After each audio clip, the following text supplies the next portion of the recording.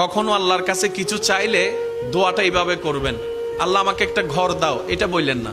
বলবেন আল্লাহ আমাকে একটা শান্তির ঘর দাও। কারণ ঘর পাইলাম যদি শান্তি না থাকে, সে ডুপ্লেক্স বাড়ির দাম কি? কখনো সন্তান চাইবেন না, বলবেন আল্লাহ আমাকে একটা নেককার সন্তান দাও। কখনো চাকরি ব্যবসা খুঁজবেন না, বলবেন আল্লাহ আমাকে হালাল রুজি অর্জনের একটা রাস্তা করে দাও।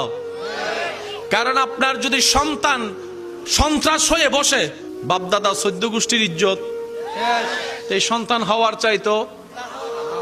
আমি কি বুঝাতে পারছি কথা? এবার দেখেন আল্লাহ এমন দয়াবান, যারা নামাজ পড়ে তাদেরকেও দেয়, যারা নামাজ পড়ে না তাদেরকেও দেয়। কিন্তু দুই দেওয়ার মধ্যে পার্থক্য আছে। যারা আল্লাহ শুকরিয়া করে তাদেরকে আল্লাহ বাড়িয়ে দেয় এবং পরকালের সওয়াবও দেয়। এটা সবাই পায়? এটা সবাই পায়? তো এমন একজন